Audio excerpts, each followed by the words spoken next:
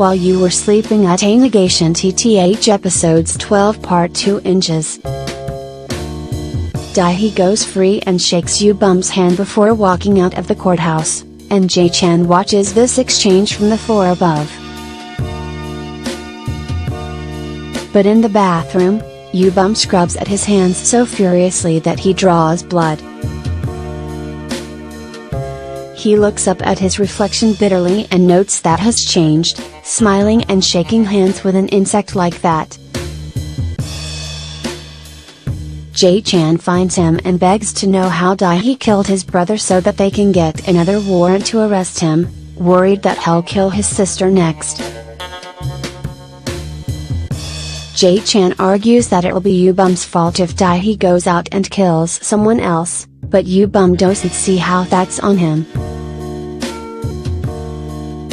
Yu-bum says it's their fault for not proving their case properly, seeming just as angry that the prosecution didn't win. Whatever helps you sleep at night. Jae-chan spends the rest of the day obsessing over the case, making his office manager Hyang-mi wonder if he has a crush on Jimenez. He's busy going over the dream about Hongju and calls her to check in, has saved her number as dog poop, while she's saved him as Jong-seok king crab, but she reports a boring day of nothing. She's with Woo-tak, who offers to drop her off and tells her that they still have no leads on the cat killer.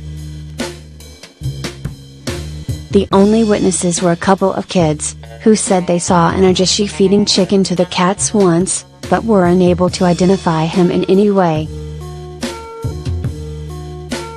That rings a bell for Hongju though, and she remembers seeing Dae-hee feeding cats.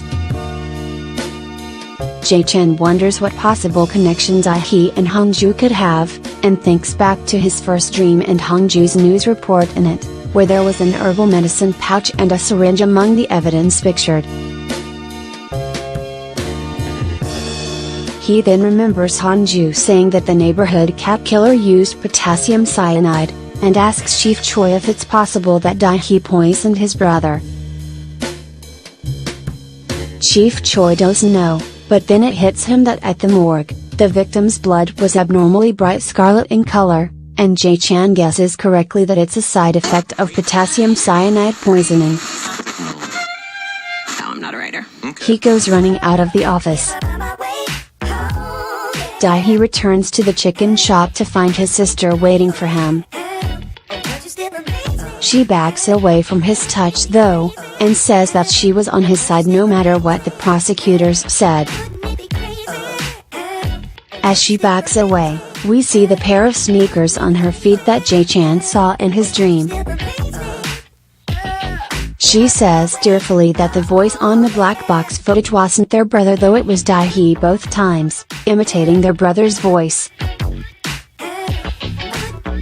When she asks if he really killed him, Dae-hee's face gets creepy and expressionless. Hongju and Woo-tak show up outside the chicken shop just then, and he tells her to wait outside and call the police if anything happens. He heads inside, where the air is so tense that no one responds when Woo-tak addresses them. Dae-hee slowly turns around to face him like he's about to answer, but then suddenly in one swift move, he stabs Woo-tak right in the gut.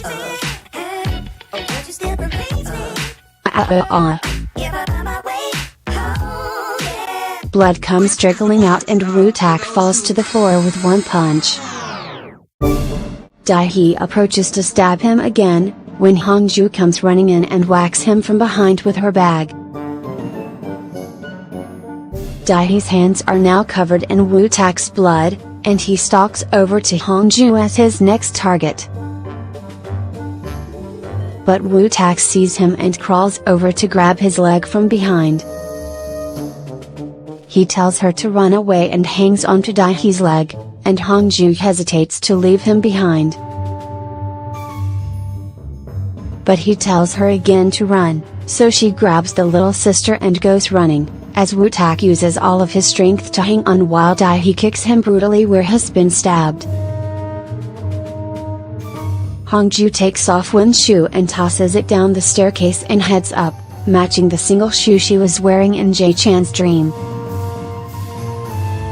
They get to a construction site on the roof, but neither of them has a cell phone, and downstairs we see Hong-ju's phone lying on the floor. The police are on the other end, but Woo-tak is so badly injured that he can't speak up, and then his eyes close. No. Dae-hee takes the shoe bait in the stairwell and heads downstairs, and up on the roof, Hong-ju huddles with the little sister under a tarp and remembers what Jae-chan made her promise earlier to always tell him when and where she is if she's in danger, so that he knows how to find her if he sees her in a dream.